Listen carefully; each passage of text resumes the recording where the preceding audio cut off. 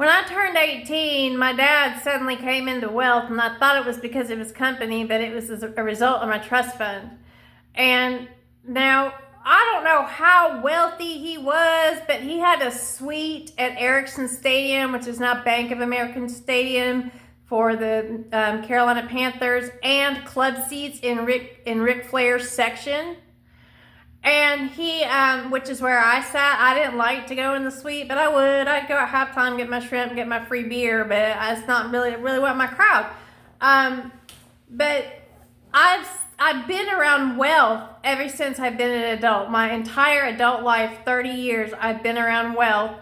And it's come to my attention that most of the people are corrupt and pretty miserable as a result of it. It's a big responsibility to manage wealth, and it's a big responsibility to manage a company where you are in charge of labor, where you are in charge of people and their needs, not just their payroll, but like their insurance premiums and stuff like that. Like, my dad would get concerned. My mom had breast cancer, and she had the highest dollar amount of claims in the company, and the company's like, look, Jody, this is an issue. And he knew that it came out on his employees. His employees were going to have to make up for that. And he did have some kind of morals and ethics, but the man was miserable. When I asked him, I tried to tell him the gospel at one time before he died. I was like, Dad, do you know the gospel?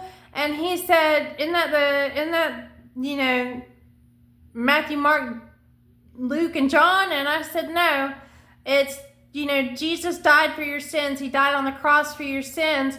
And if you ask him to save you, then your sins are forgiven and you'll go to heaven. But if not, you'll go to hell. And I wanted him to know that before he died. And we used to have philosophical conversations when I was younger, before I graduated high school. We talked about a lot of things.